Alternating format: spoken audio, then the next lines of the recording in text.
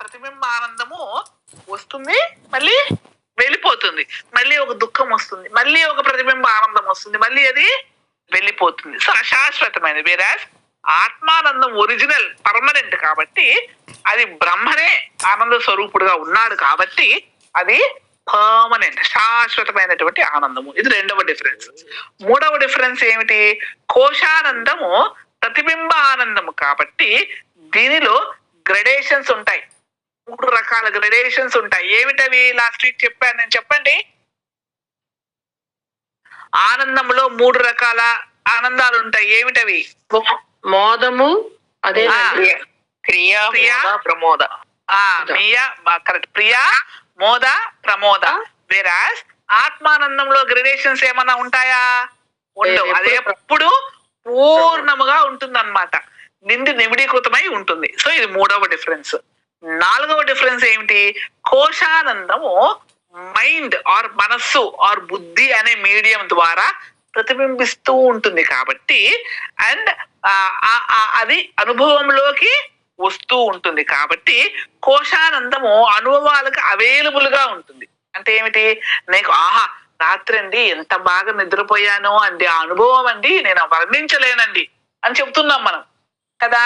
So ఆ కోశానందం ఏదైతే ఉందో అది అనుభవంలోకి వస్తుంది. ఇట్ ఈస్ ఎక్స్పీరియన్షియల్, అది అనుభవంలోకి వస్తుంది ఆనందం. వేరాజ్ ఆత్మానందము నాన్ ఎక్స్పీరియన్షియల్ ఆనందము. ఇది ఒక వస్తువు కాదు అనుభవంలోకి రావడానికి, అది సబ్జెక్ట్. అంటే ఏమిటి?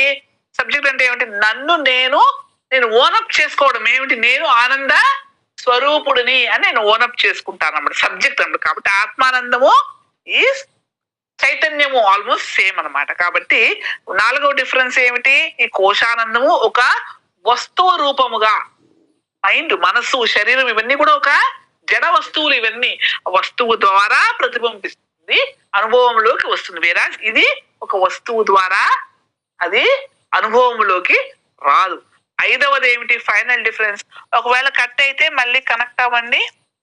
ఫైనల్ డిఫరెన్స్ ఈస్ కోశానందమును 2 డిఫరెంట్ మెథడ్స్ లో మనము పొందవచ్చు కోశ ఆనందాన్ని. ఎలా అంటే వైరాగ్య ప్రాప్తి, విషయ ప్రాప్తి, 2 రకాలుగా అంట. ఏమిటది అంటే మనం కోరుకున్న వస్తువుని పొందిన తర్వాత, నాకు ఒకటి కావాలి అనుకుంటానండి, ఆ వస్తువు ఒక చుడిదార్ కొనాలి అనుకుంటాను.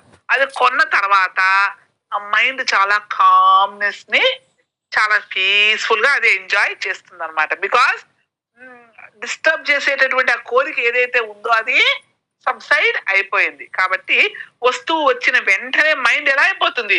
రిలీఫ్ గా అయిపోయి మైండ్ శాంతంగా, సాత్వికంగా అయిపోతూ ఉంటుంది.